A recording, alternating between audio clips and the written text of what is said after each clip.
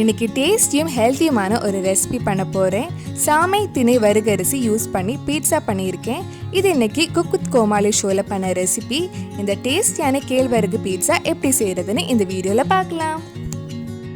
First millets எல்லாம் ஊற வைக்கலாம். நான் 1 கப் சாமை, 1 கப் திணை, 1 கப் வருகரிசி எடுத்திருக்கேன்.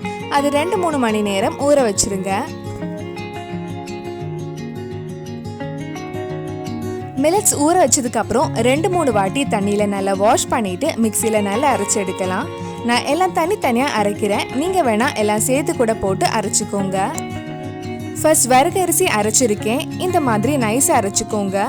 இது ஒரு பவுலில் மாற்றிட்டு அடுத்தது திணை அரைக்க போகிறேன். அரைக்கும் போது கொஞ்சமாக தண்ணி ஊற்றி அரைங்க. கடைசியாக தேவைப்பட்டால் எல்லாம் மிக்ஸ் பண்ணிவிட்டு தண்ணி ஊற்றிக்கலாம். கடைசியாக நம்ம ஊற வச்சிருந்த சாமை நல்லா அரைச்சி இது கூட மிக்ஸ் பண்ணலாம். இதில் தேவையான அளவு உப்பு, ஃப்ளேவருக்காக மிக்சட் ஹெர்ப்ஸும் சில்லி ஃப்ளேக்ஸும் ஆட் பண்ணியிருக்கேன்.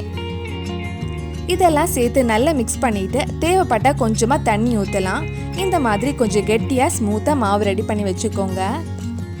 இப்போ ஒரு தோசைக்கல் இல்லைன்னா இந்த மாதிரி ஒரு பேனில் கொஞ்சம் பட்டர் தடவி மாவு ஊற்றலாம். தோசை கொஞ்சம் மெல்லிசா இல்லாமல் கொஞ்சம் திக்காக ஊற்றிக்கோங்க. இது ஒரு 10 செகண்ட் மூடி வச்சு வேக வைக்கலாம். இப்போ இதில் பீட்சா சாஸ் ஃபுல்லாக ஸ்ப்ரெட் பண்ண போகிறேன். பீட்சா சாஸ் இல்லைன்னா டொமேட்டோ சாஸ் கூட யூஸ் பண்ணிக்கலாம்.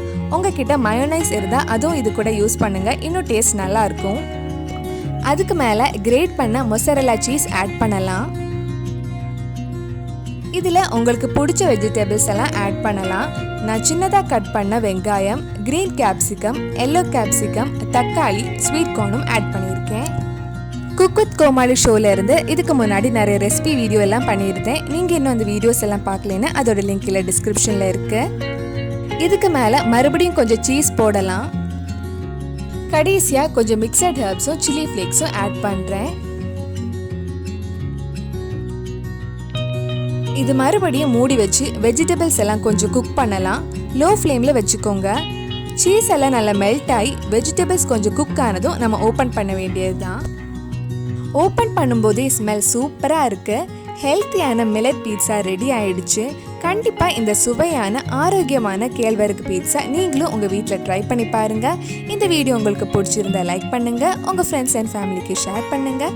வேறு என்னெல்லாம் ரெசிபிஸ் நம்ம சேனலில் ட்ரை பண்ணலான்னு கீழே கமெண்ட் பாக்ஸில் சொல்லுங்கள். மறக்காமல் நம்ம சேனலையும் சப்ஸ்கிரைப் பண்ணிடுங்க.